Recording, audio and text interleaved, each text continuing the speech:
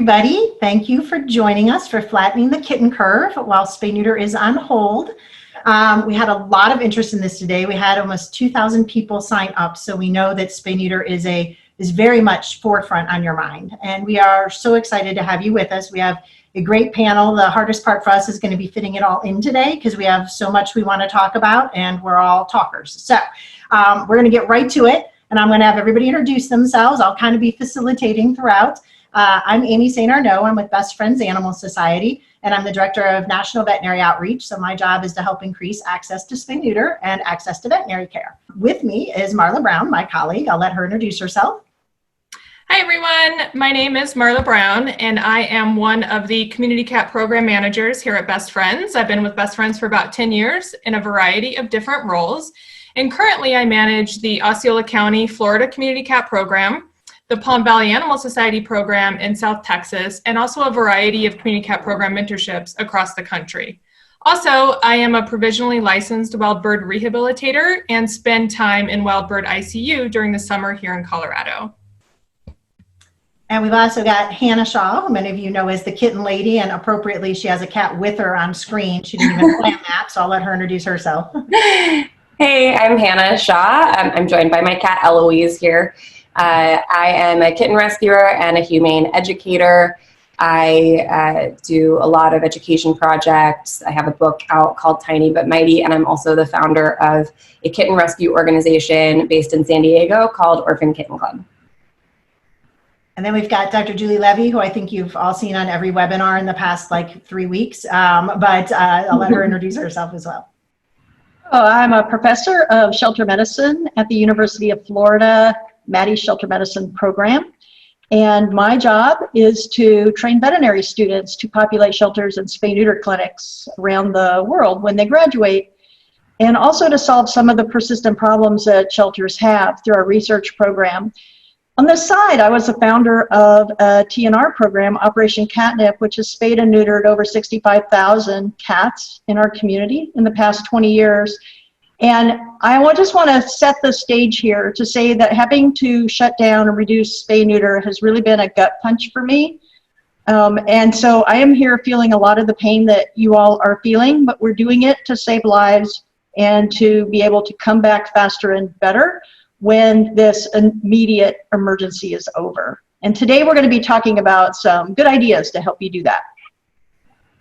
Great, so let's get right into it. So the first thing is, we know because you're spay neuter people, you're used to just being on the go all the time, like out at all hours doing whatever it takes. So to not be has to feel so weird. So our goal today is really just to try to give you some ideas of those things that you always wanted to do to either make your program more efficient, to be able to grow it, maybe even to start it. And these are kind of things that you can be doing right now. And you may say, well, this isn't spay neuter, but these are things that are going to actually be able to help increase when you do open. So that's our goal, is to give you some of those ideas. So the first thing is, we want to make sure you're really still staying social on social media, because a lot of people, we see a lot of the clinics have shut down and have stopped communicating other than to say, we're on hold. And we really want to encourage you, now is a time while everybody is stuck at home and their captive audience, to really stay social. So use your social media to ask people to get 5 friends to fix their pets. Remind people to keep those unaltered males and females separate.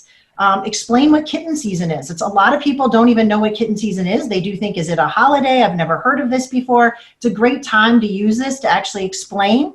It's also a great time to do Facebook Live videos, to use all sorts of social media. So there's some great samples online at When to Spay. If you go to the Facebook page, When to Spay, there's all sorts of ones. There's some fun ones, there's some serious ones, there's some educational ones. This is one that kind of explains kitten season in a way that makes it simple for you to be able to share. So we want to make sure that people are really using this time to think about this. Another great one would be showing what an ear tip is, and what, if you see this in your community, what does this mean? Or talk about why spay neuter is so important, and how many pios you see, or how many dystocias you see. So there's some really great shareable images that are already done for you out there, so that you don't have to create them yourself, that you can just grab and then put right on your sites. So here's one that I just love. This is something that one of our employees at Best Friends took on kind of on her own. And while this is specifically about kittens and fostering and bottle feeding, you could easily translate this into spay neuter videos. So I'm not going to show you the videos because Zoom's been a little wonky lately in terms of showing videos, but if you go to bestfriends.org, you'll find the site. And we also did create a whole list of resources for you. So everything we have on here today, you are going to see. It's going to be in the chat, and it's also going to be on the Maddie site afterwards. So don't worry if you're not getting all of these down, but these are 1-minute videos that just show each of these topics. And they're so great, and they're so easy, and they're just really simple videos. So you could do these do a Facebook Live showing how to use a trap or how to use a drop trap. Or, why spay neuter is so important. We're seeing that some, the Pet Community Center in Nashville, Tennessee, is doing their Ask a Vet session, and their vet's going on and answering any questions. Those are great things that you can be doing. And since we've got Hannah, who's kind of, I think, like the social media queen, she's done a lot of great stuff. So Hannah, I'd love to just kind of hear your take on, how are you using social media, and what do you think spay neuter clinics could do? Yeah, I think that your point about not ceasing communication is really important right now. I have seen a lot of places just kind of say we're closed and that's it. And I think that it's really important that we actually get real about what's going on and communicate about how this is impacting us. I know a lot of people are consuming news media right now and social media right now about how coronavirus is affecting so many different sectors of life. And I think that people are actually really interested in how this is impacting animal welfare. So this is an opportunity not just to communicate out on social media, but perhaps even through op-eds or getting active in your local media, letting people know how this is impacting spay neuter and your services. And then the other piece that I just wanted to add that I think is a good rule of thumb for any social media is, being upfront about what's going on, even when it might be upsetting or seem like it's negative. You always want to balance it with that message of hope. So always the silver lining, the message of hope, and most importantly, the call to action. You never want to put something out there and just say, things are so bad right now, period, the end. You want to put something out there and say, hey, this is the truth about how we're being impacted right now, but check this out. Here is the silver lining. Here is the call to action. Here's how you can help. So I think if you can prepare some kind of call to action, it might be something like a future Spay-a-thon that you put on, or whatever the call to action is, preparing supply kits for TNR, preparing supply kits for kittens.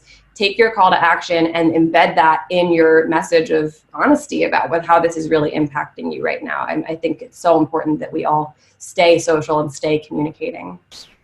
And if you haven't, we put this pep talk up because if you haven't seen this video on her website, kittenlady.org, it's such a great one. It's talking about making sure we take care of ourselves. And I think particularly now, that's even more important than ever. So I encourage you to check that out.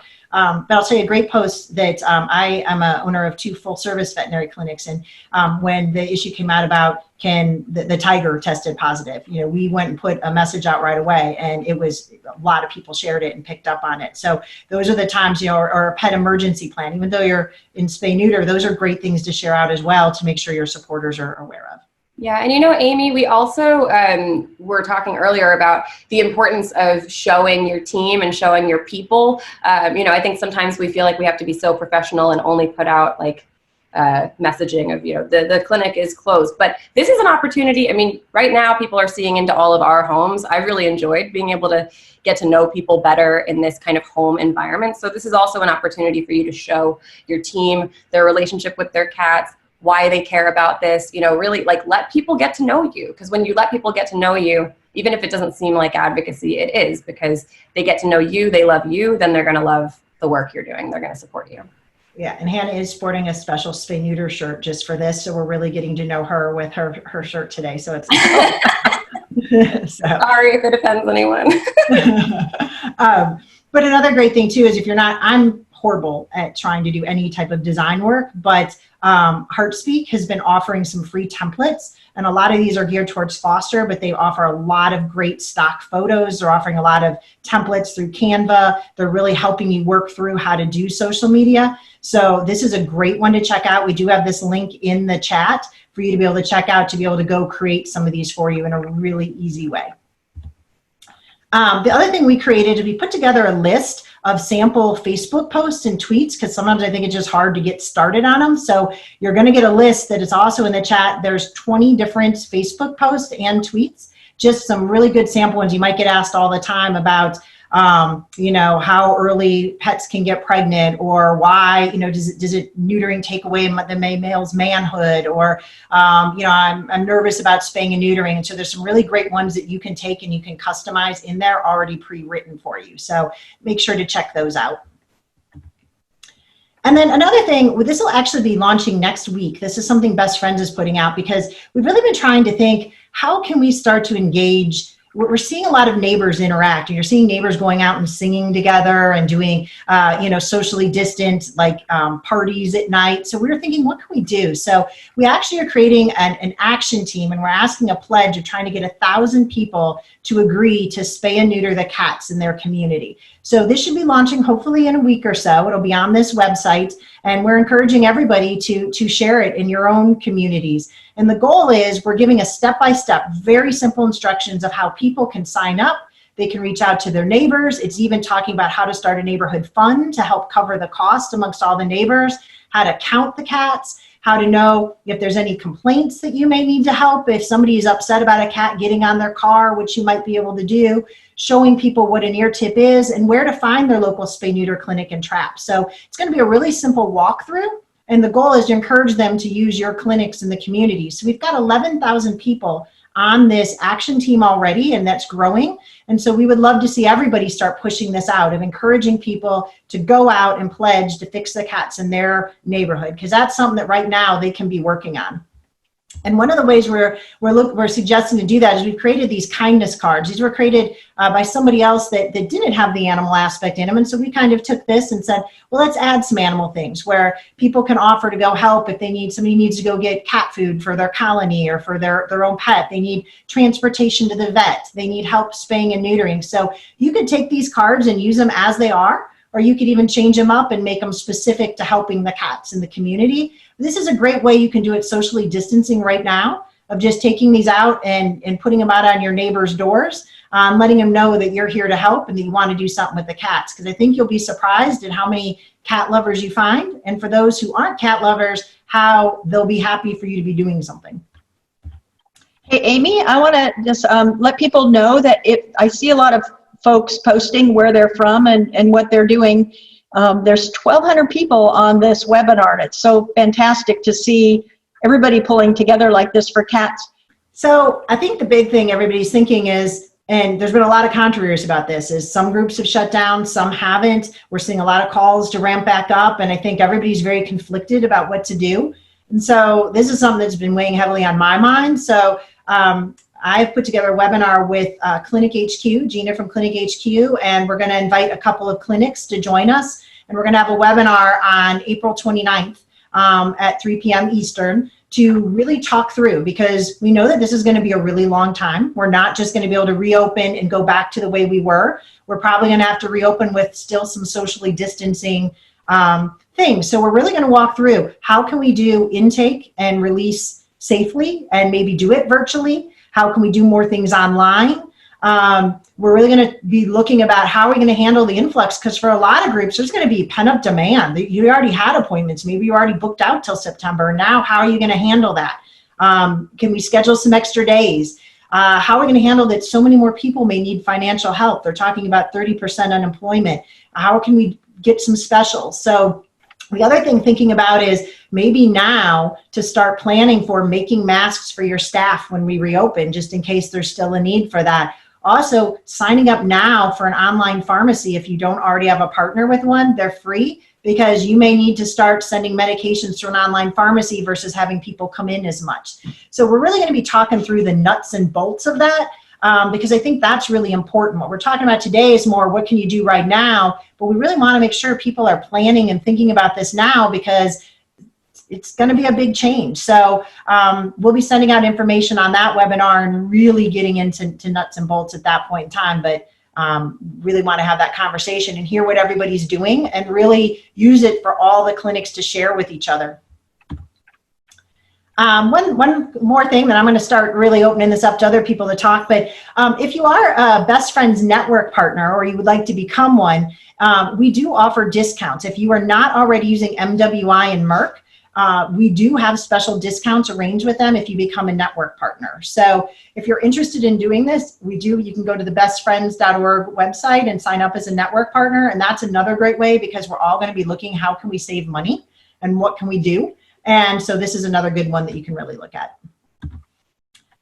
So I think a big one, and I'm going to have Hannah tag team some of this with me and Julie as well, is that it's okay to ask for donations. I think we're all very nervous about doing that right now because we know everybody's hurting. And so we're kind of afraid to do this, but we need to be able to ask. If people can't give, they won't, but those who can still absolutely will. They want to be doing something. So this is what I just took from Pet Community Center because I really like the way they did this. I encourage you to put stuff up on your social media, to do asking on Facebook, connecting links to your website, to be asking. It's really important, particularly right now. I would be asking people to sponsor Spays when you open back up because there's going to be a lot of people in need. So start creating that fund and asking people to sponsor. I don't know if you've all seen, but Giving Tuesday, they're actually moving the day of giving up to May 5th this year. It's usually at the end of November, but they're actually moving up to have May 5th because they do realize that there's such a need. So this might be a great time to start planning for how you're going to do that. And I've always seen a lot of clinics do stuff where they're sharing stories of animals they've helped and how the donations are going to be used. So I'd really be planning out your entire, how you're going to raise, setting a goal, putting that out to people and how you're going to utilize that. And actually, before we go to that, Hannah, I'd kind of like you to talk, because I know you've talked a lot about like reaching out to your donors and what you're doing right now. Sure. Yeah. I think that, if you already have a donor base, a great thing to be doing right now is reaching out to your high donors and just touching base with them. It's nice for them to hear from you, and you can, genuinely, we care about our donors so much. We want to know how they're doing. You can reach out to them, not asking for anything, just reach out and see how people are doing. This is a community and we want to keep it a positive community, and that like feeling of love and compassion towards your donors is going to be paid back to you, not just financially, but also just in the goodwill of your community. The other big fundraising tip I always have for people is if you have the ability to do some kind of subscription or monthly donation, that can carry you much farther, I think, than a one-time ask. And I know it feels a little bad to do the one-time asks, like, please, please, please. I think that to whatever extent we can kind of incentivize this continued giving. People love having little tokens of gratitude. We do a lot of, we do seasonal postcards that get sent out. And that is like a huge incentive for people just, to know that every couple months you're going to get a cute little postcard in the mail with a cat on it.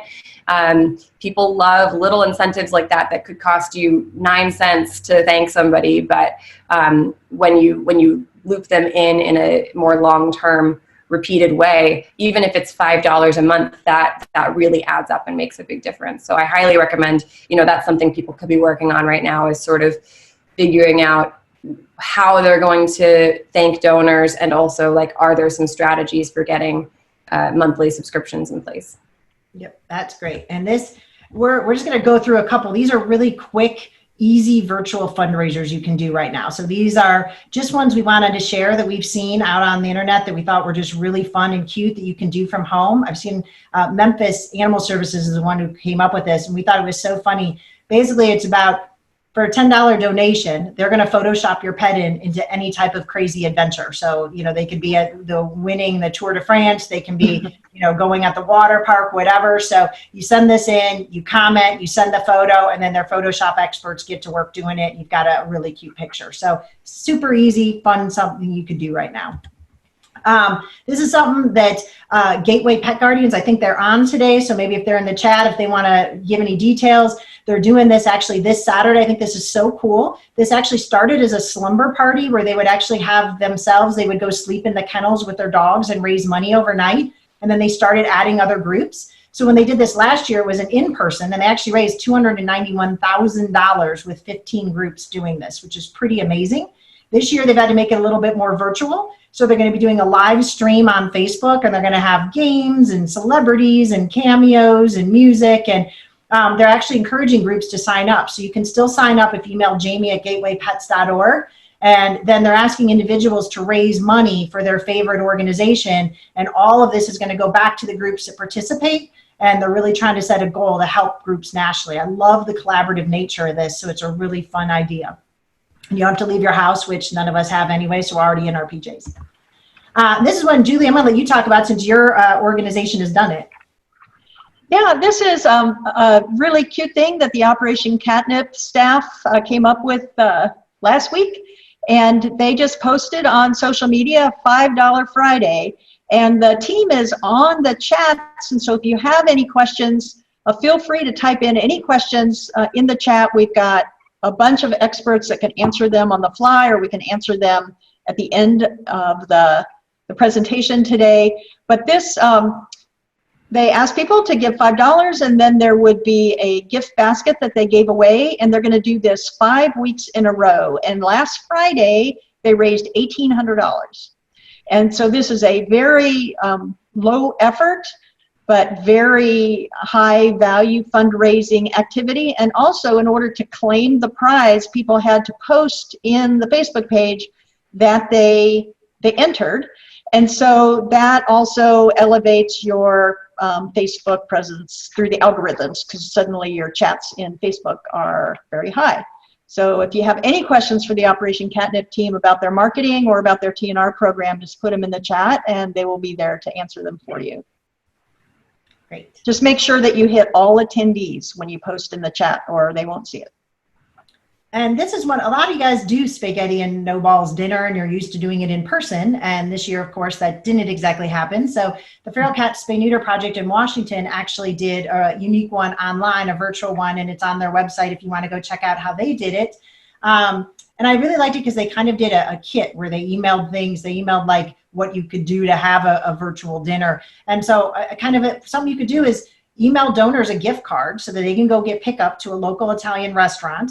The restaurant will benefit. You can work out a deal with them so that you're both receiving value. You can email some good Italian movies to watch after dinner, Italian songs to download, to play during dinner, a good wine to pair with pasta. You can have a really nice night in-house and still make some money. So I think that this is a really nice one that you might be able to do until you can do an actual in-person one, but just a fun take on that. People are getting really creative. This is one that my local wildlife rehab did. I'm on the board in Ohio, and I love this because they came up with this on the fly. A lot of their stuff was canceled, so they actually basically said, hey, make a donation. We're going to give you an exclusive Facebook group, and we're going to do just a bunch of really cute videos, much like Hannah does her videos, are just really personal, really fun, learning about different animals, learning about what they do, doing interviews, asking questions, doing trivia. They've raised almost $6,000 just since they started doing this a few weeks ago. And it's a really easy way. So if you have somebody who's just a little bit tech savvy, you don't have to be open right now to do this. You can still do a behind the scenes of your clinic, ask your vet, get some really good information going. There's a lot of questions people have about spay neuter. You could answer questions about COVID. So nice fundraiser. This one I think you guys have all seen. We all love it. It's the Bad Pet Drawing one. I think this started with Barks, actually, and then Wisconsin Humane took it. The coolest part about this is I think the way they worded it. Is basically they said, look, we're going to do a drawing for $15. We're going to send it in, but you might get the art student who got a C in art. You might get somebody who draws like your kid. You might get a wonderful artist, but most likely you're going to get one of our volunteers with no talent. And I think that's what made it. I mean, this picture, I would have loved to get this picture. So both groups had over 700 people participate. They actually had to shut it down. They both got so big. And they raised $12,000 and $10,000 respectively. So this is a great one you can do in your community, but I think it's getting a lot of buzz around the country right now, and a super easy one to do because you make the donation, the person does the drawing, and then they can just send it off to you. And now you've got a fun keepsake, and you've helped animals. And then last one in terms of the fundraising ideas is a lot of you have walks as well. You're not able to get to those. Jacksonville just had to do theirs virtually. They had to basically pivot 3 weeks from when they thought they were going to do it. They had 3 weeks to start planning. This is a lot on this slide, but you can check it out on their website. It really walks you through how they did it. They actually netted $120,000 by doing this virtually, but I thought it was really cool the way they were able to pivot so fast and do this. So great way if you're looking to do a virtual walk as well, to check out their site and how they did it. And then last one is, this is a fun one Stand for Animals is doing in North Carolina. It's called So You Think You Can Bark. Basically, they get people to train their dogs with a force-free trainer. They learn a simple routine that they can do. Then they sell tickets and they all go to theater, and then the people perform with their dogs, and the people actually are raising the money. So they've agreed that they're going to raise money to get people to come. They have 900 people come. They raise $65,000, and they think now this can, as they get sponsors, this can become even bigger. But kind of a fun thing. People can be training their dogs right now virtually while they're at home.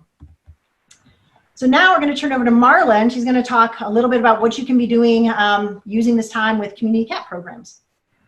Yeah, thank you, Aimee. So many great ideas about fundraising and what people can be doing right now while we can actually be doing spay and neuter, but a little bit of a shift to what shelters can be doing, and organizations, rescue groups, spay and neuter clinics, and the public can do to support the shelter.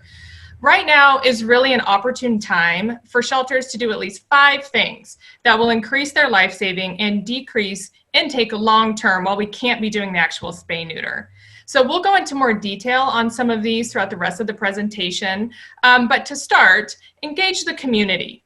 The second will be components of a CCP. And then third, train your public interfacing staff. And then check your cache of supplies. What about kitten kits?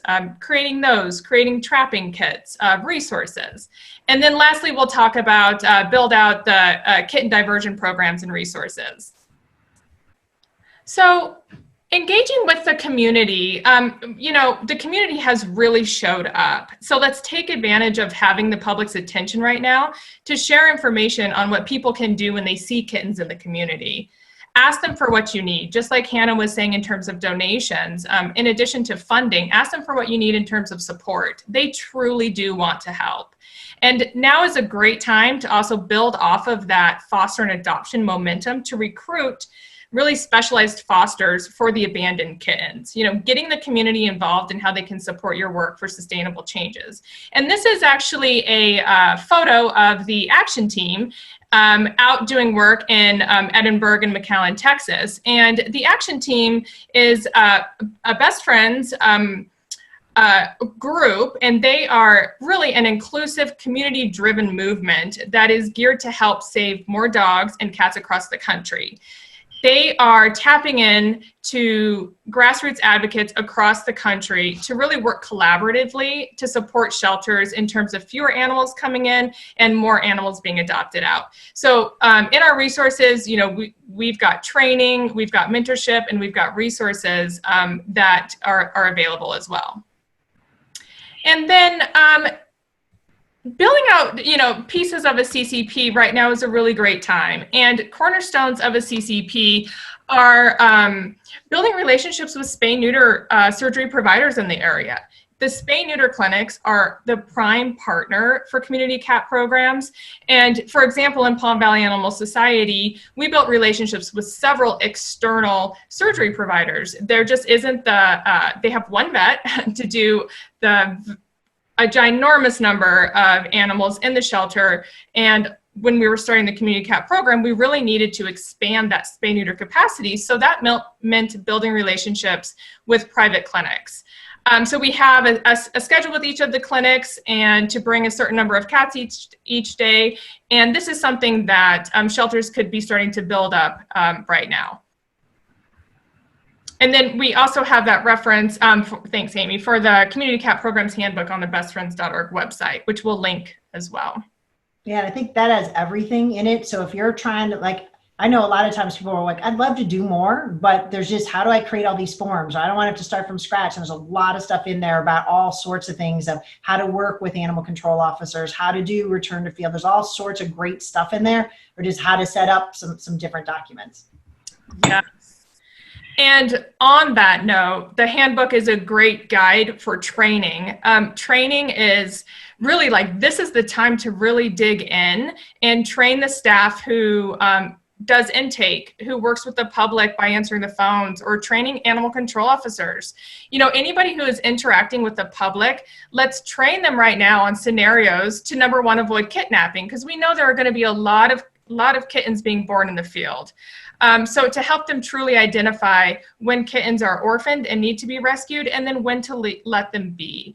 And then also really training on conflict mitigation. We know right now, not only are there going to be a lot of kittens being born, but there's going to be a lot of male cats literally pissing people off. So now it's really the time to invest in training the officers and the people answering the phone or interacting with the public in any capacity, whether it's via social media or email, to really build the skill set of that team to answer questions effectively and provide solutions to cat-related nuisances. And, you know, I wanted to include here that stellar customer service is imperative. We have to really raise the bar and the standard for customer service. So I think now is a great time to do that as well. So taking advantage of the kitten, just really quick on the kitten scenarios. And Hannah's going to go into this in a lot better detail in just a moment. But this is really something that we need to build the capacity of the community. There are a variety of different scenarios in which kittens can be found. And so really helping the public identify when a kitten really needs to be helped and not it's just another great thing to be doing right now. So in addition to you know, building up some of the cornerstones of a program, once you are able to actually start doing some surgeries and get a return to field happening, you'll just be amazed at how quick the progress happens. And I just wanted to plug this in really quick just to incentivize building up, taking the time to invest in that right now. You know, at Palm Valley, we started a program, and within a few months, what was 4 cat rooms, you know, was reduced down to 3, and some of the rooms were repurposed for holding ringworm cats separate from the others, and also sheltering some little puppies, like is in that second picture. And I think too, the nice part about return to field is that shelters can start them, but they can partner also with the spay neuter clinics and with the community cat groups. Like everybody can play a role. So like the spay neuter clinics could fix them. They could even help return them. So it's a nice time to really be looking at, is this something that your group could do? And what does it look like? Could we do some dry runs so that if we decided to do this, we're ready when things reopen? Yes. So kind of along with the return to field is basically what individuals can do as well. Sometimes you can just start on your own. This is one of my favorite pictures of Hannah. So I kind of wanted her to talk about this program and what she's been doing out to try to help with the shelter. Yeah, so my organization, Orphan Kitten Club, we started a program called Full Circle, and it is a TNR program that targets colonies where kittens have been found and brought into the animal shelter. And I think that this is a program that people could be starting to ramp up right now. We still have kittens coming in, and we're going to see a lot of kittens coming in. Those kittens are pointing to colonies, right? If somebody's found a kitten outside, they weren't dropped off by a stork. There's probably a colony there. So that is an opportunity for us to capture that information, even if we can't use it right this moment. Capture that information and start to plan out how you can do this program. Basically, in this program, we're asking that shelters do, if either they're doing this program or if they're partnering with a private organization, that's the case with us, we ask that they release any intake information with the transfer paperwork. So along with any information we're getting about the animal, we also want to be able to access information about the address where that kitten was found, any contact information for the finder, and then any details that are known about where that kitten came from. That enables us to be able to then send a volunteer out and actually go ensure that that colony is going to be stabilized. And the thing I want to say about this program is that it's been so amazing. I've been doing TNR for years, but I've only been doing this kind of full circle approach for about 2 years. And I've seen that the community response is very positive towards this program, because we're able to go out into the community and show people, hey, you know, we rescued some kittens from this neighborhood. Here's a picture of them. This is what we'd like to reduce in the future. And we get a lot greater buy-in from neighbors in that way, I think. This is just some of the photos that are about our program. You can see we have our door hangers that we use for people who are not at home when we knock on their door. You could totally be spending this time creating some materials like that. The second photo here of the kitten next to the cat, I love sharing photos like this, and I think a program like this, it's so great for messaging to the public, because what's happening in this photo is, on the left is Cherry. She's a little orange kitten that I fostered, and Cherry came into the shelter. And a lot of the time when these kittens come into the shelter, we don't ever know, oh, where'd they come from? There's no curiosity about going out and actually finding out where are they from, right? So we get Cherry in, we get her information, we go back out, and that was actually a colony that I did. I got there were orange cats everywhere. It was like an orange cat party.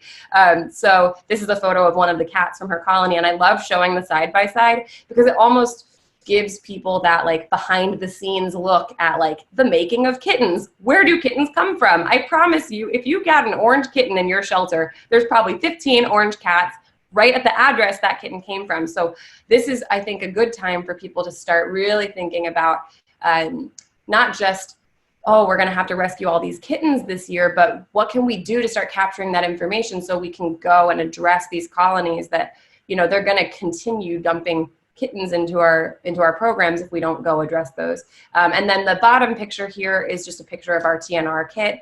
Our volunteers are amazing, and we have, you know, a spreadsheet. All of our kittens that we take in, we name the colony after the kitten. So you're actually trapping in honor of a kitten. We send the volunteers, you know, a picture of the kitten and say, this is Flower. You're trapping this colony in honor of Flower. And then that person can get their kit. The kit has gloves. It has, you know, a trap cover, obviously their traps, can opener, food, all of the things that you need to trap. And they can go out and feel really positive that they're trapping in Flower's honor, so that we can promise that's the last kitten to be born in that colony. So this is just another approach, something to consider, but something that you definitely could be kind of putting into place the administrative pieces of right now. How are you going to, you know, track the colonies that the kittens are coming from? How are you going to train people to go do this type of kind of unique program? And then, of course, if you're a shelter, make sure that you are allowing your transfer partners access to that information about where they came from, because that's, you know, I think if we're asking people to take on kittens, we should also be enabling them to ensure they're not going to keep taking kittens from the same colony. And a lot of groups will do, well, they'll set up a Facebook group for their caretakers, and then the caretakers can share and they can help feed, they can connect with each other on trapping needs like that. So that's another great way to connect and start setting people up to be able to go out and trap. Yeah, and for volunteer recruitment even, people are really excited about wanting to help kittens. And so I position this as a kitten program, even though it's a TNR program. I'm like, it's a kitten program because it's a kitten prevention program. So you can get people interested in it in that way. And actually our volunteers now, we've been able to shift some of our volunteers into partnership with our Humane Society to do the return to fields for the Humane Society. So I think it's a nice jumping off point also for new trappers. Absolutely. And I know, okay, Dr. Levy, I know you're excited about this, so I'm going to let you, well, first my we have to thing. talk about the trap depot before you get to the deal, though. One of my favorite things in the world is having big piles of traps that are like all mine. It's my currency. And the bigger the pile, the better. And I get really upset when they get lost. And that one of the big challenges we have when we maintain trap depots is actually keeping track of them, because we loan them out and sometimes they come back and sometimes they don't. And when we have traps that are living in people's garages, they're not doing their job of catching more cats. So I want to call out Operation Catnip again, our local TNR program, because they have worked really hard to develop systems that will keep our traps safe, keep our inventory really high, and have the turnover happening all the time so we can do large-scale TNR. Once a month, we do a TNR clinic that the goal is to do 250 cat surgeries in a single day with an all-volunteer team. So that's the scale that we're trying to work on, which means we need to have probably twice that many traps out. And then also we have all the ongoing trapping that we do the rest of the month. So we have purchased probably 1,500 traps over the years, and maybe we have half that many in inventory now. So we kind of laughed because we said, oh, we're loaning traps? I thought we were giving traps away. So we want to be loaning traps. And so we have developed this system, which is our traps are all labeled with our identification. These are little plastic cards that we rivet onto the top of the traps. You can see we've also weighed the traps, so that helps us when we weigh cats for our medical programs. And every trap is individually numbered. All of our equipment is individually numbered, and then we know who got it because we use this QR system. And this is software that they use like at U-Haul to track all of their equipment loans that they rent out. And so this very easily with a cell phone, you can scan this QR code and you know exactly who has checked it out, when they checked it out, what the deal was, and when it came back. We do loan them out for free, but we take a deposit. So either a check or a credit card number, and if the equipment doesn't come back, in theory, we charge for it. However, we find out that that's pretty high rate of bad checks and credit cards that don't really work. So that's not the good fail-safe system. The main fail-safe system is to make sure people understand you're loaning the traps out for a short time and make them come back and bring them back. So this, while we're down and we're not trapping for TNR right now, is a great time to do that work, finding all your equipment, calling it all back, cleaning it, labeling it, making sure it works, doing the repairs. And this is also a good time to say, hey, when we come back and start spaying and neutering again, we are going to do it on a scale we have never seen before, which means for TNR, we need to have equipment at a level that we've never had before. Big stocks of traps, because if your traps are the bottleneck for getting the good work done, you're not going to catch up with the backlog. So perfect time to start an online fundraiser. I have found that raising money for traps is one of the easiest things I can do because donors really appreciate that this is a durable piece of equipment that they are going to give to, and it's going to help many cats. So, and generally the traps, I'm going to talk about a deal, but they can be purchased for about $75 each to get a really sturdy, high quality trap. And that is often a price point that people will feel like they can buy a trap for you. And then I've got the Operation Catnip people are in the chat, so they can provide the link to the QR code system that they use and also give you any tips to implement it. They're also really happy during this downtime to do a lot of consulting and to get phone calls and emails from others who just have questions about how our program works. So please put your information in the chat if you would like to talk to them. And Catnip folks, if you want to chime in with advice, go ahead and do so. But this is my favorite thing, and I caused a great amount of stress to Aimee because 5 minutes before we went live, I'm saying, change this slide. I won't speak unless this new content is in there. And so we have really good news from our friends at Tomahawk Live Trap. And in this picture, this is a part of Operation Catnip's Cat Depot. The brown traps are a trap from True Catch. Some people like that style of trap. And then all the other traps are the ones from Tomahawk, which are my favorite traps. I like them because they're a little bit lighter and easier to use when you're doing large scale trapping. But people have their favorites, and it's good to have both in inventory. But just today, in the last few hours, we've been on the phone with Tomahawk, and they've always been so supportive of our TNR programs. And they have made some special offers for folks to support our TNR programs in this COVID era. First of all, they have given us a discount code for a 10% discount on all of their equipment. It's MCC 2020, and that means it's Million Cat Challenge 2020. This code is good for the rest of the year. You can share it around. You can use it for fundraisers and use it when you order, and you will get a 10% discount off your total bill. Also, what I like about Tomahawk is they have a gift registry where you can log in and you can it's like Amazon. You know, you say what you want and people can go log in and buy a specific trap for you. That's more for like the one-off purchases that people want to do, but you're not going to get your big volume discounts from doing it that way. My favorite equipment that they have right now is shown here. So there's this roundhouse trap, which is new. I just saw it at the American Pets Alive conference, and has gotten some really good reviews. This looks like a hat box, and this door opens right here on the front, and there are some cats who don't like the square traps that will go into this one, and I see Hannah nodding. Have you used this one? Or? I did, yeah. I got to use it when I was in Puerto Rico. Really interesting design. I think it's great for reducing kind of like running around, circling in the trap. The only thing about it is harder to like stack up nicely with your trap depot. Yeah, it's not great on the space saving. But for those cats that I think have avoided your other traps, or they're really good at backing out without tripping the trip plate, this is supposedly one that will work good for them.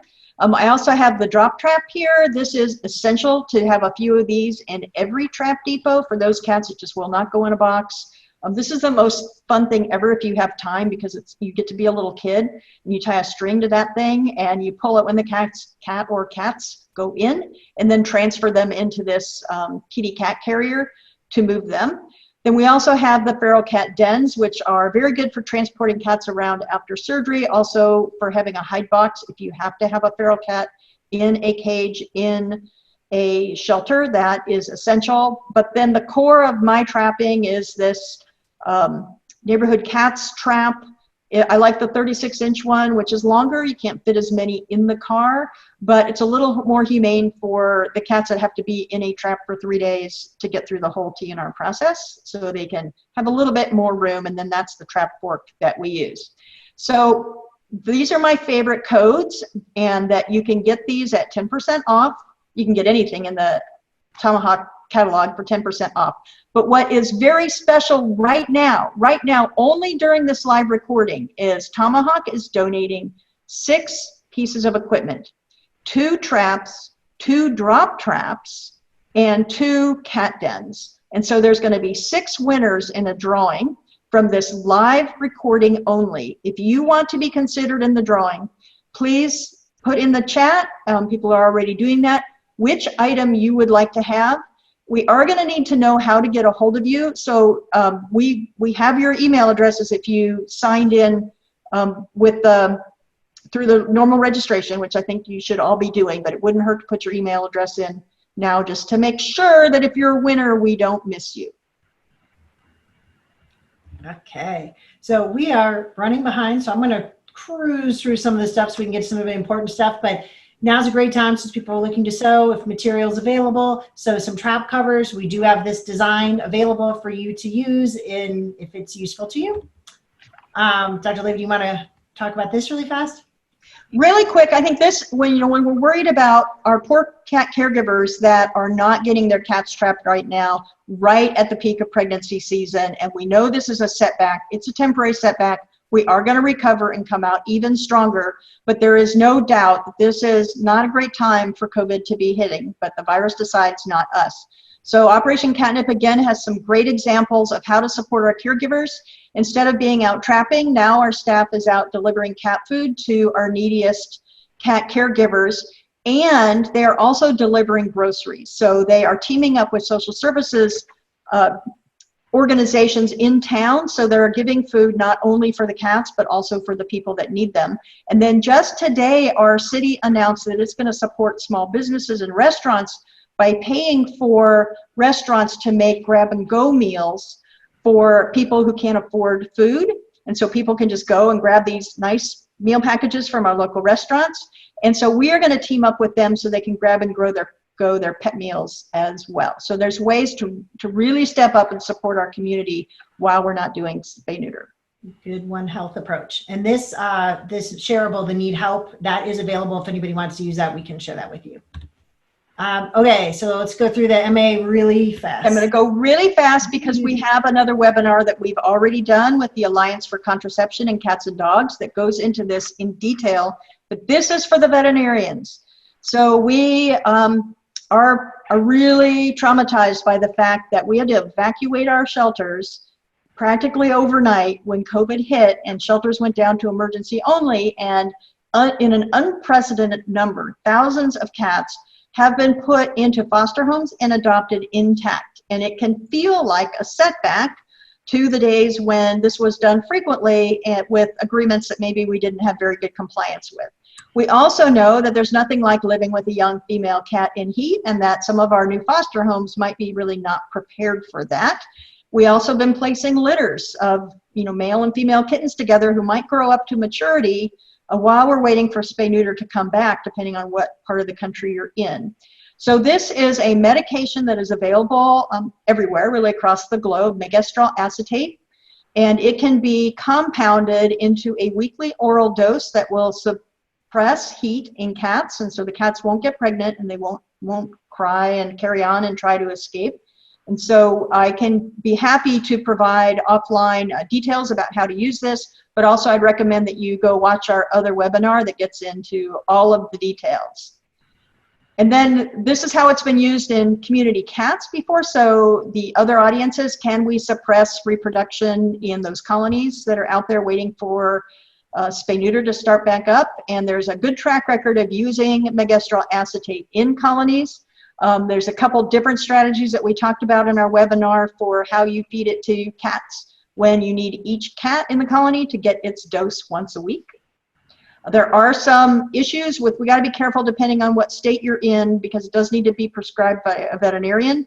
And there are different rules about what is allowed for compounding and care of animals that you might not have met before, especially in this COVID era. And this is just one great community cat story that from Florida. It was a 20-acre government housing complex. It was dilapidated, had a lot of cats in it. And they started TNR, but they couldn't get them done very quickly. So they used this megestrol acetate, which used to be known as Ferrelstat back in the day. And they have combined it with TNR and adoption. So they use it mostly for the new cats, regardless of the sex, if they don't know it, and for those hard to trap females. And the one example she had was one untrappable cat had 9 litters over several years. And then they started MA for her, and she had no litters in the ensuing years after that. Their colony peaked at 135 cats, and this comprehensive approach has got it down to only 20 cats now. And she's super happy with the results. Okay, Julie, you still. So this is another favorite program of Operation Catnip, which really is relevant now. We know that kittens flood into shelters this time of year, and they don't need to. We can manage kittens and get them into homes in a way that does not involve institutionalizing them in a shelter. We have community solutions. So before COVID, this program was established, and over 700 kittens went through this program in Gainesville last year. What we have is people call humane societies and shelters and say, hey, I found my kittens and I want to bring them in. And the response that is given instead is, we will provide the medical care, the spay, neuter, the vaccination, and partner with you if you will find new homes for the kittens. And these are people whose friends aren't already all overloaded with cats like our friends are. And so it's really successful. We do this for free as a service for them with a partnership with people who find kittens. And then in the COVID area, we're actually helping them place kittens in new homes before they're neutered, but with neutering vouchers, so that as soon as we open up our clinic again, they will come in and get their free neuter. And we have a really elaborate system for supporting those people in the meantime and making sure that they come in so they're not lost to follow-up. Again, the catnip people are in the chat. They would be happy to give you more details, or go to operationcatnip.org, and they've got a website that talks about how to do this. And Jacksonville Humane has a very similar one called Kitten Krusaders. They helped over 1,100 kittens last year stay out of the shelter. Basically, somebody calls, says, I found a kitten. Once they've determined that the kitten does indeed is not going back outside, then they partner with 5 private practices. Jacksonville Humane pays the medical. They go to these clinics, get all of the vaccines, and then the person actually places them. So they might use home to home or other opportunities to place them. So again, it's just helping keep these cats out of the shelter, which we're really going to need to do right now. So now that's the thing. We want to keep them out, but what's the messaging we should be using right now? Because a lot of shelters are shut down. They, people find them, they don't know what to do. So we're going to kind of just have discussion. Hannah's going to kind of lead it and everybody's just going to jump in. Sure. So I think that, intake diversion is always something that we're thinking about in animal welfare, but right now it's even more important that we are thinking in that way. A big thing is, like I said earlier, kittens are not dropped off by a stork. If there are kittens outside, there's a pretty good chance there's probably cats who are breeding outdoors. And so we want to help the public identify when is it an emergency and when is it that you've just stumbled upon a lovely little family of cats, right? So a big thing is obviously telling people to watch to see what's going on with them. I know that I think maybe the next slide has a great, has a great photo. I love this from Operation Catnip at the bottom that says they do not need your help. Those little kittens look like fat little potatoes. If your kitten looks like a fat little potato, they shouldn't be going into an animal shelter. They probably have a mom. And that's very frustrating for me as someone who runs a kitten rescue when we get kittens in and it looks like they were probably eating with their mom, an hour ago. We want to help people, empower people with the tools to reunite them with mom. If they do look more like the kittens on the right in that picture, so kittens who look like they are emaciated, dehydrated, dirty, if they're in immediate danger, then that's the time that we would want to intervene. And remember, we have like a limited capacity for care here, so let's focus on the kittens who actually really need the help, not just the little fat potatoes that we find out in the field. If you want to go back, so I get every single day of my life somebody messaging me saying I found a kitten every single day. And the first thing that you have to be able to say to someone who's found a kitten is, can you identify what age they are? Because age will tell you what the next step is. On the left, you can see a week-by-week chart that's available at kittenlady.org/age. You're welcome to share that with people and say, which of these kittens does it look like? In general, if a kitten is under 5 weeks old, that kitten is probably still depending on mom for nutrition, and we want to keep her with mom at any cost.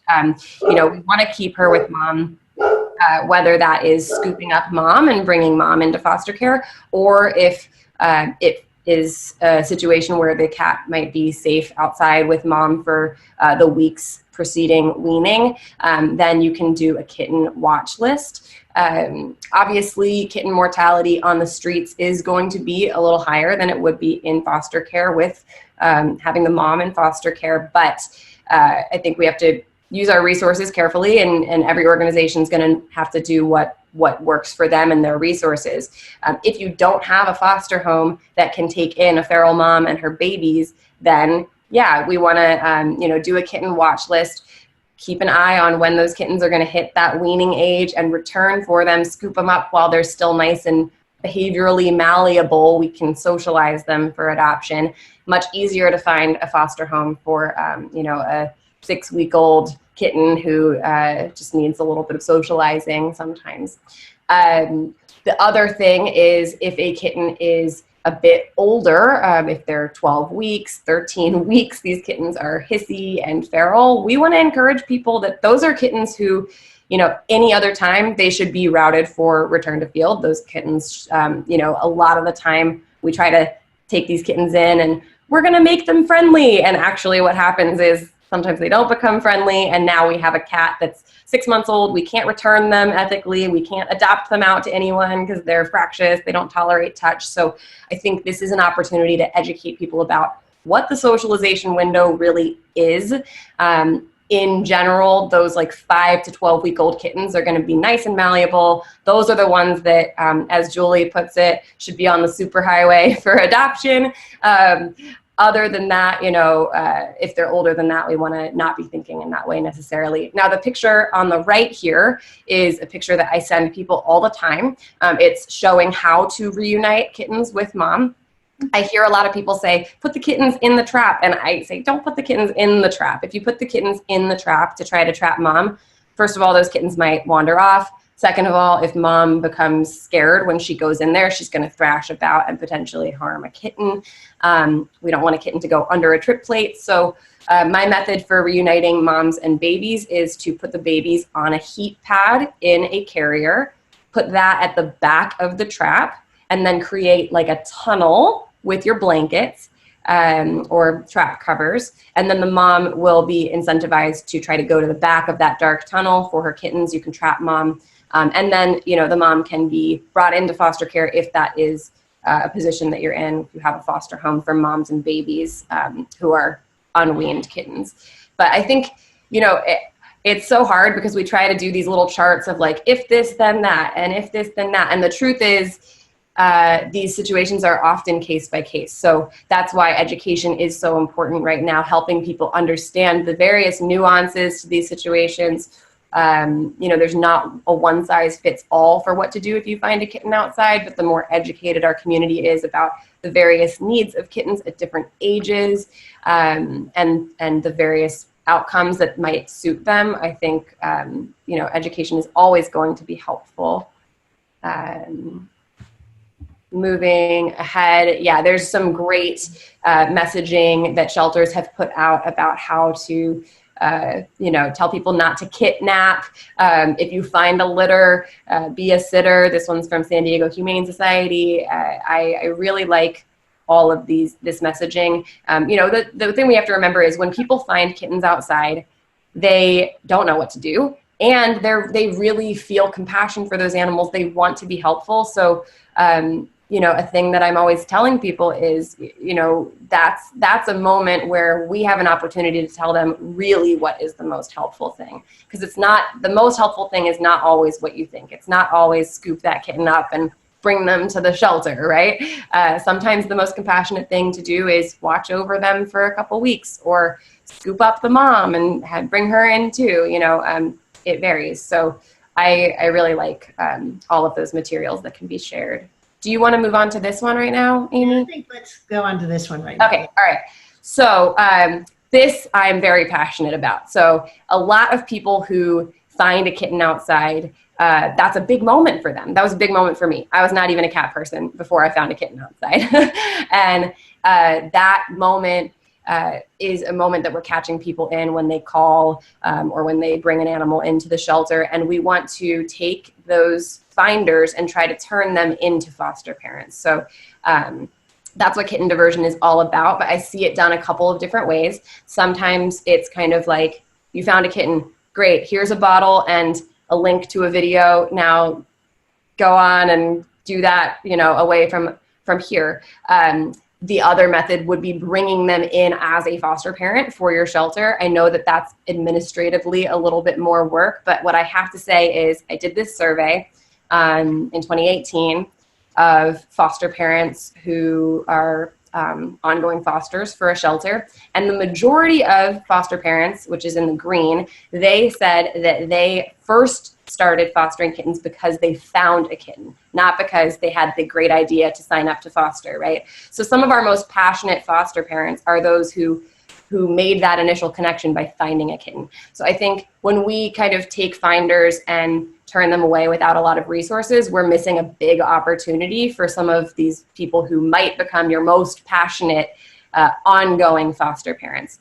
So my recommendation would be really bring those people into your program.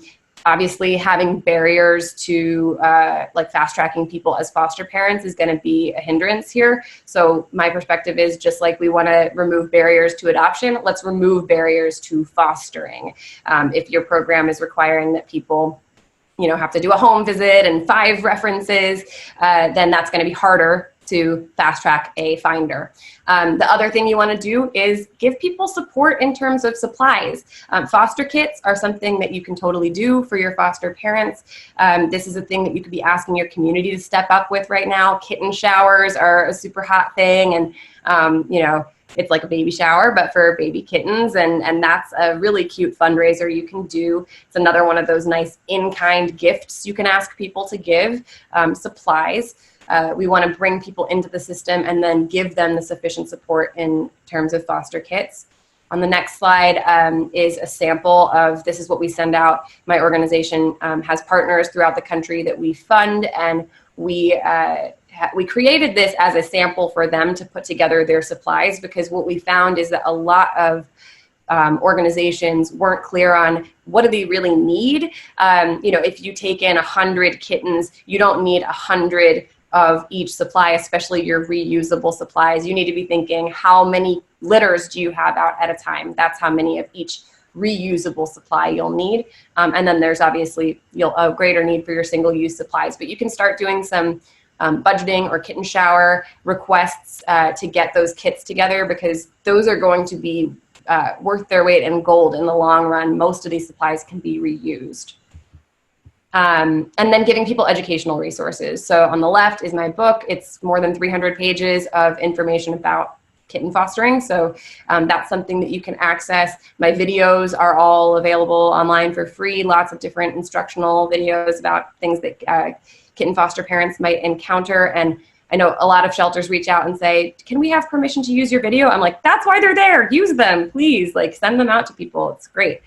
The other thing that I should note is that I have a webinar series coming up. Starts this Saturday and it runs for the next 4 Saturdays. And you can learn about that at kittenlady.org/webinar. And that is for first-time foster parents and foster parents who want to refresh their skills. I think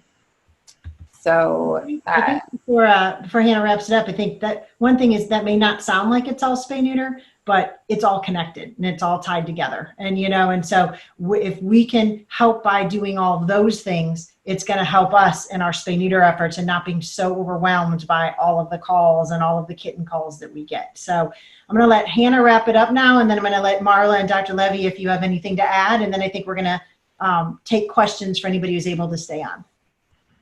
Yeah, I mean, I love what you just said, and I think it's totally true. Marla said earlier, people have stepped up in a big way during all of this. I think more to most of our surprise, we've been amazed by how many people are signing up to foster, how many people are adopting in this time, how much support there is for the animals right now. And my perspective is that there's kind of there's life before coronavirus and there's life after and there's life during. And I know life during is very, very challenging, but I honestly believe that if we harness the amazing energy of this moment, if we get organized and we take, you know, these people who are coming in and wanting to help in huge numbers, and we actually organize ourselves around that energy, I think that the future is going to be much brighter, not just in spite of this, but maybe even because of some of these things that are happening. It's making a lot of us rethink the way that we do our programs, rethink the protocol that we have, rethink how much we do empower and trust our community to step in and get involved. So to whatever extent, whatever your program is, you can empower the community and organize your community around the energy of this moment. I think that we are looking at actually a very bright future ahead. Yeah, I completely agree. And I guess the last thing I would just like to say is, again, specifically for the shelters and the people in the shelter and the animal control officers, is, you know, there's a big pause button in some ways for our normal work right now. And so really taking a look at life-saving capacity and opportunities and really digging into that data. Again, it's one of the things that we all say we need to do, but we don't ever have the time to do. Now, digging into that data, doing some mapping, and really lining out targeted spay-neuter plans. I mean, really, and getting that spay-neuter clinic partnership built out. I know there was a question in the Q&A that says, you know, are you asking the clinics to do this for pro bono? And definitely not. I mean, this is something that you can seek grant funding. You know, do some of these online fundraisers that Aimee went through at the beginning to really build up your bucket for some targeted spay neuter that will impact your shelter in the long run.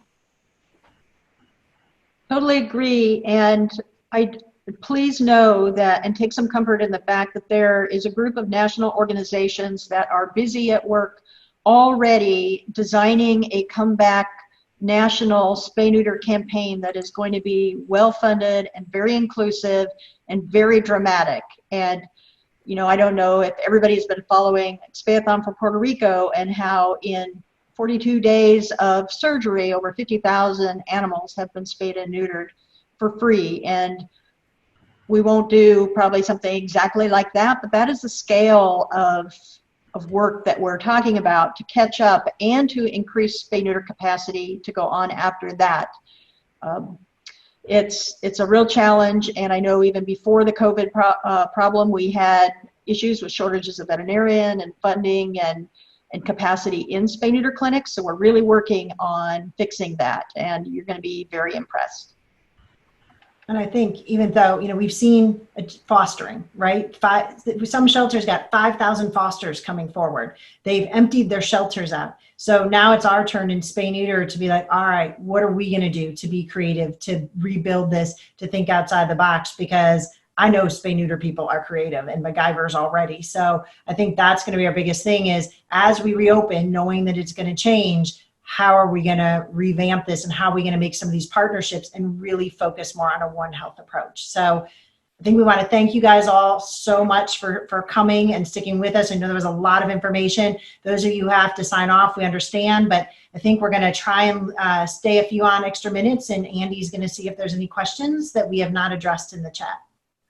And one of the questions that I saw was about ordering a large number of traps and how much it would really cost. And so I asked, it depends a little bit on where the shipping goes to, but I asked Tomahawk to ballpark it for me here in Florida. If I ordered 100 of my favorite traps, how much would that cost? And it was about $7,400, so about $74 a trap, all included.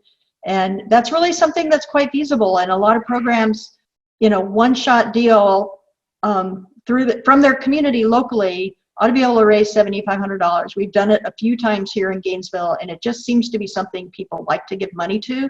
And I do think it's really important now. Now is the time to build up this capacity. So when we get the notice to lift the bans and go, we're really ready, and we don't have a slow start. The other thing to kind of keep in mind, just to prepare yourself long term, is it is not going to be a light switch. There are communities that are going to open up on a rolling basis depending on the COVID activity in their area, and there are going to be flares of COVID activity that come back over the next, more than a year probably. So be kind of prepared to be thinking about working really hard when we can, but then at times perhaps being asked to slow down and pause again. And I think too, the thing we have to think about is that, there's a lot of controversy right now. People are angry about this. And there are some people who are saying we need to open up spay neuter right now. There's some people saying we still need to be closed. And, it really does come down to an individual decision and looking at, there are guidelines that are being suggested and recommended by different groups. And it is individuals' decisions and taking all this into consideration. And I think there's been a lot laid out about looking for you to determine when it is safe to reopen, when, how you want to do it. And I think we're just really trying to lay out like, all right, we understand that there's a lot of controversy. There's a lot of different feelings about this. So what are things that we can all be working on and doing throughout this? Because what I'd really like to see us do is all really try to come together on that and not become divided on that, but really figure out how are we just going to make this really put spay neuter, the focus back on spay neuter again, because I feel like it's fallen off a little because we've done so well and made such a big impact that I think some people felt like, oh, we can move on to the next thing. So really knowing there's still a huge need, and let's really figure out how we can focus on this still. And we don't know all the answers, but we're discussing, and that's the most important thing. Hey, Julie, if I could break in with a question here. Somebody posted, and I thought you would be able to address this quickly. Vouchers don't work, period. Thoughts on that? Well, that really good question, because there is data from a couple decades ago is really when the last studies were done about how effective vouchers were at bringing animals back to be neutered. And there were pretty high failure rates. And so that has tainted future concepts about vouchers. And it's actually made some shelters euthanize animals instead of placing them into homes right now. And it's made some rescue groups stop all their new rescuing because they won't place an animal with a voucher in a home. And then there's others that have literally just evacuated their shelters of every animal that was safe to put in a home temporarily or permanently, and they're going to catch up with these agreements in the future. So one of the studies that we have planned actually is to revisit this and follow up on these animals and see what the voucher compliance is and what the risk factors are for non-compliance. Usually it's not crappy attitude, it's usually a barrier of access to care of some kind that we can fill. So one thing I would say is I would recommend against the deposits, financial deposits. What we're hearing from big shelters is these are a barrier because they're a huge administrative burden to collect all the funds. And then months from now, when those animals are neutered, to refund all those funds. And right now, people need their cash flow. They can't have their money tied up in deposits. So we're really hopeful that this new era of trusting the public and being partners with us in animal rescue is going to be the rule of the day. But until we have the data, we can't really say. I would like to just jump in and add one thing really quick on that topic. And, you know, pre-COVID-19, Palm Valley Animal Society has been adopting out dogs and cats pre-sterilization because they do have such a backlog on spay neuter for their adoptable animals. And they have it as part of their adoption agreement that the animal will come back, and they set an appointment at the time of adoption. And they have said that their compliance rate is about 80%. So I think that's really encouraging and maybe can help us reframe our view of the public and not bringing animals back. Okay, we got like 3 or 4 people right at the beginning asked a question about how do you message still about the importance of spay neuter when nobody can actually do it right now? Well, I can say just from one point of view is I think the message is out there already. And this is why before COVID, spay neuter clinics were booked out 3 months in advance. Like we couldn't keep up with public demand for spay neuter. So I think for the most part, we don't have to convince people that that's the right thing to do. That's part of our culture now. I think our big challenge is creating the capacity to do it. I think right now what people can do is start tracking. I mean, like Aimee said at the beginning, get your community, get your friends and family to commit to spaying 4 cats. And I mean, obviously not spaying them right now, but making the commitment that when there is the opportunity to get back into these clinics, that individual will follow through on their commitment to get cats spayed. And I think it's just letting them know you exist. A lot of people know they want a spay neuter, but they don't necessarily know there's an affordable option for them. So letting them know that, hey, we're here and we'll let you follow our website for when we're going to reopen and when you can book. Did you know you can book online? Do you know, start talking about how you do quality surgery and, you know, did you know that we use all sterile equipment? I think there's a lot of messages out there you can still be getting to people to let them know that you're there.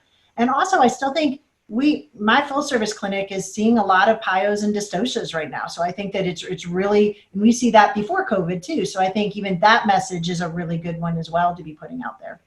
And the community cat piece, I think that most people, I always say, you know, on The Price is Right, he would say spay and neuter your pets, but I wish he had said spay and neuter your pets and also all of the cats who are free roaming in your neighborhood. It's a little more long-winded, but maybe we would have a greater culture around that. I think that there's always opportunity to educate people more about even just what a community cat is, what an ear tip is, all of that, so that people are looking out for that, people are aware, so that once spay neuter does open back up, we're not just talking about, you know, the pet cats, but the cats who are free roaming as well. Anna, we had a couple of questions when you were talking about fundraising.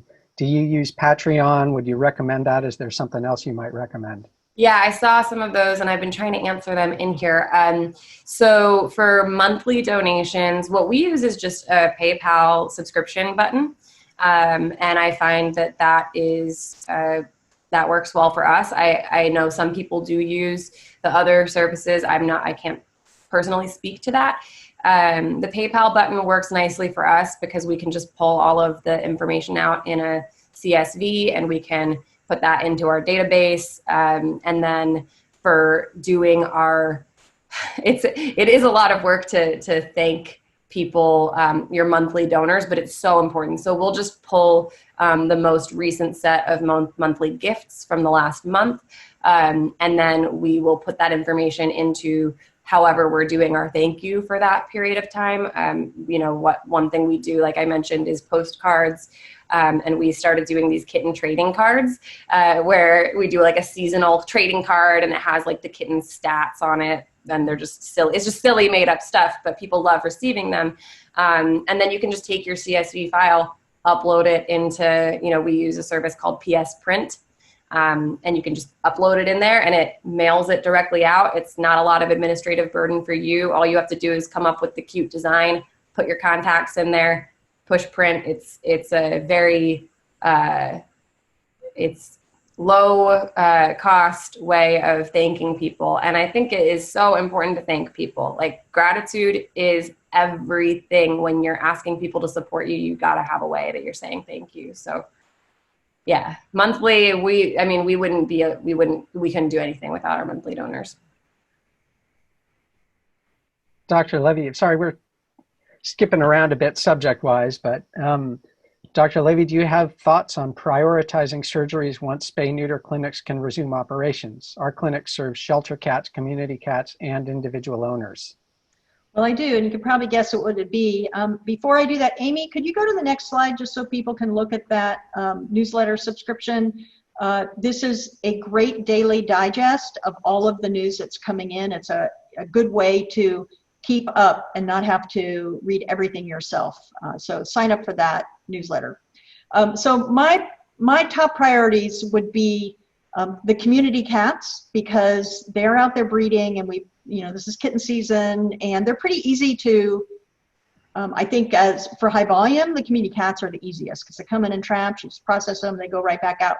My kind of simultaneous priority would be to clear out any shelter backlog if it is inhibiting the ability of shelters to do their good work. So we want to get those animals back that have been in foster, that have been adopted out without neutering, and especially if they're still in the shelter, start with those. And then my third wave would be the pets that had all their appointments canceled.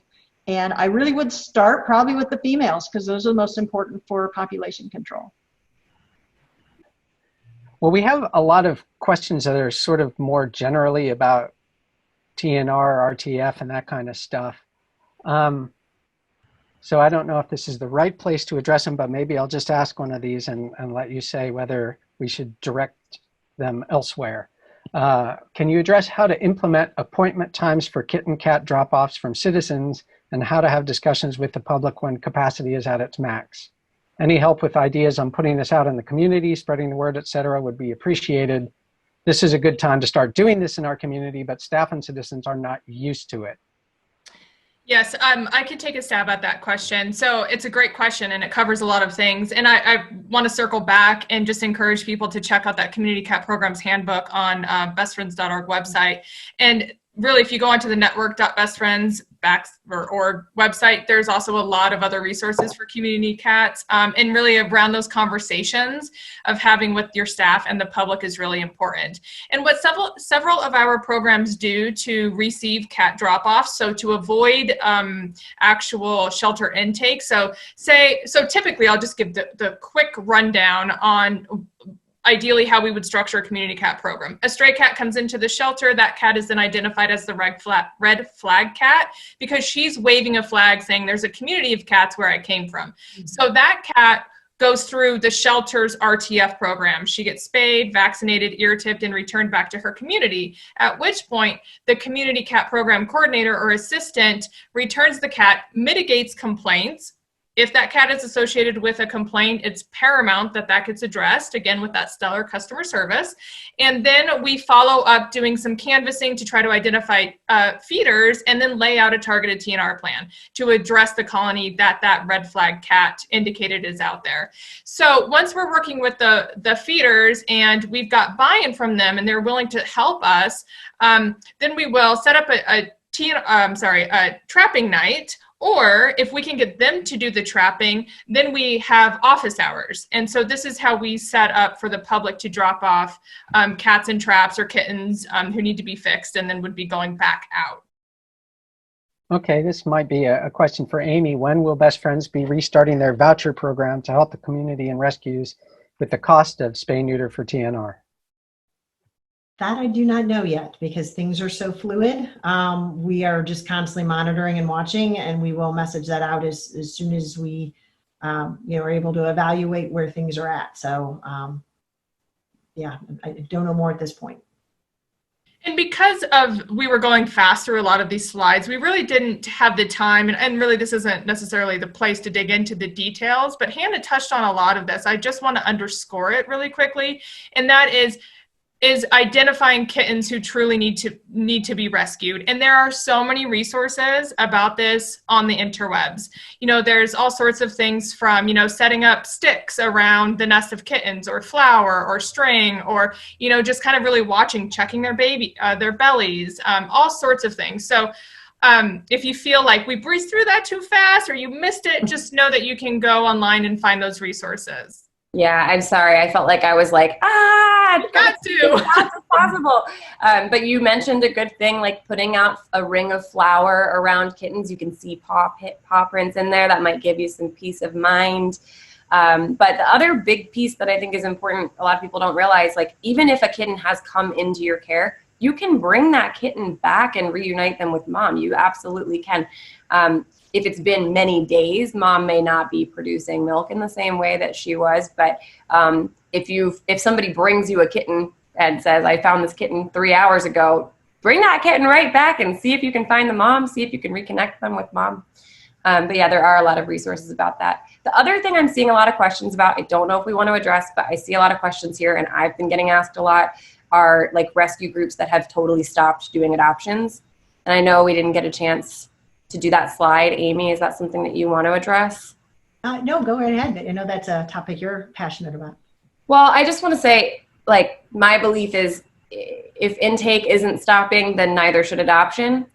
I know a lot of our partner groups have reached out asking, how do we do things right now when we can't do adoptions? And I say, no, you can do adoptions. I know it's very uncomfortable for a lot of groups to be adopting out intact animals. And I think that the way that looks is going to be different depending on the size of your organization, the administrative capacity of your organization.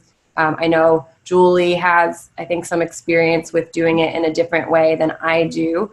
I can speak from the smaller rescue side of things and say that we do foster to adopt agreements. And my biggest piece of advice with that would be that foster to adopt, which is, of course, adopting out an animal sort of pre-adoption when they don't have all of their veterinary services complete yet.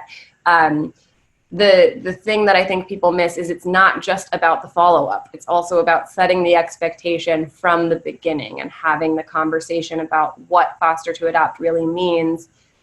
Even during your adoption counseling, when you're talking to that adopter, they have a clear expectation that they are actually signing on kind of in a more of a foster role with the animal that will eventually be legally their animal. But we've had a lot of success with that. Granted, we are a smaller organization that can be a little more nimble, so I know it'll look differently for different organizations. But that's something I want to just encourage people that adoption should not be slowing right now, especially with regard to kittens. My big concern is people have litters of kittens they're caring for. Those kittens are going to become of an age where they can become pregnant. And a lot of these litters have mixed sex litter mates in them. We don't want male-female groups growing up in foster homes and impregnating one another, right? That's like my biggest fear. So let's get those animals out into an adoptive home. We're not going to be doing, opposite sex pairings right now with kittens. I wouldn't recommend that.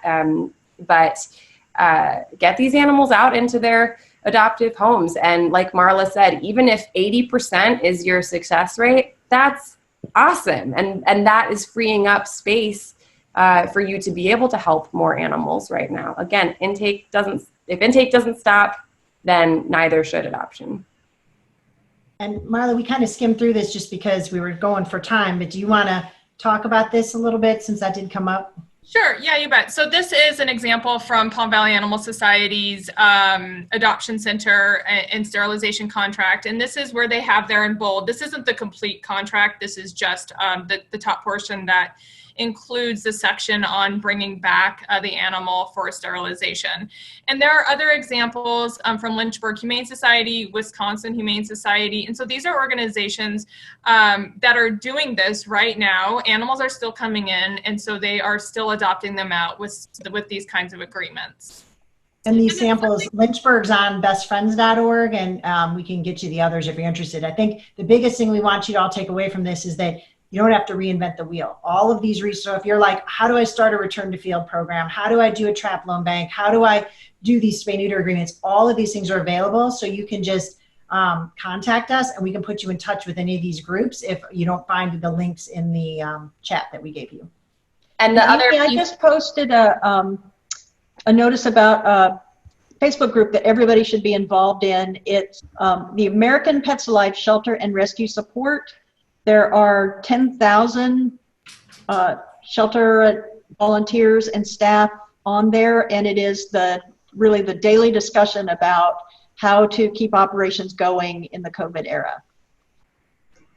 The other thing that I just popped in there is a link that people can check out about doing no contact adoptions from foster homes, because that's the other piece, of course. It's not just, can we adopt out intact animals through foster to adopt programs or spay neuter agreements, but also how do we physically do this in a way that's safe and in compliance with social distancing. So my organization, Orphan Kitten Club, .org/COVID has just some information that might be helpful to foster parents who are doing adoptions.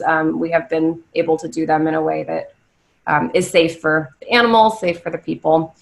So we got to all get creative here, right? This is like a constantly, I feel like this is just the nature of animal welfare, though. We're all very good at being flexible because that's the world that we all live in. So this is a real opportunity for us to put some of our flexibility into use.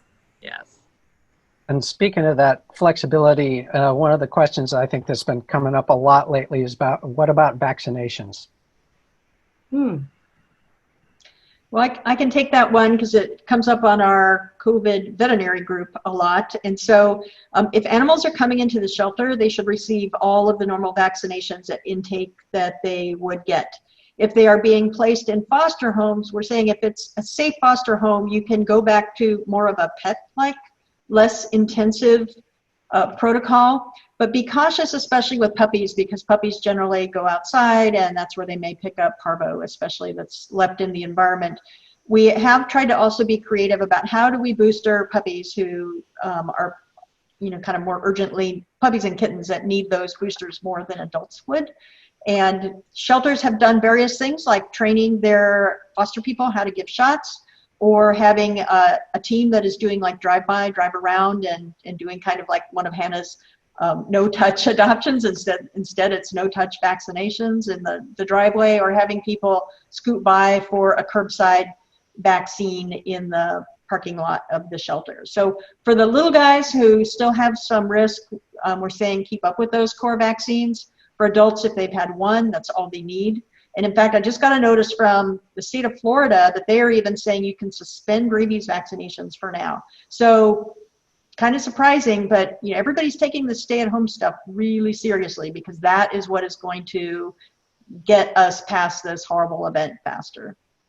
Julie, I loved what you said about kind of empowering and training your foster parents to do some of this. I think that we're often very scared in animal welfare, like, I'm the only one who can do this properly. So controlling. But it's not true. I mean, people can learn how to do this stuff. And how cool is it going to be to come out on the other side of this with a whole boatload of foster parents who know how to do an FVRCP vaccine? That's really cool.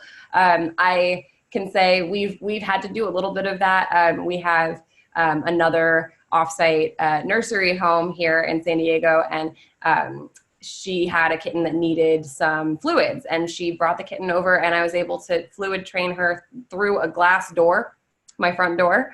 Wow. And it was awesome because she was able to then take that kitten home and repeat that. That kitten is like alive and thriving now because of that. So we got to get creative, but also I think we need to empower people to learn those skills. Any program that's kind of scared to teach those life-saving skills of, you know, giving fluids or even giving a vaccine or something like that, maybe this is the time to dip your toes in the water a little bit, see what happens when you take some of your, at least a couple of your foster parents and allow them to really shine and be those like superstar foster parents. Might be surprised what people can do. And I think people are looking for that opportunity right now to step up in a bigger way, learn more skills. According to my clock, it's 1:35. Maybe it's time to just wrap this up. Thank you, guys. Thanks, everyone. Thanks. It's so great to see so many people there, and hang in there. Thanks, everybody. Bye. Thanks to the panelists, all the attendees for taking time out of your busy days, and of course, thanks to Maddie.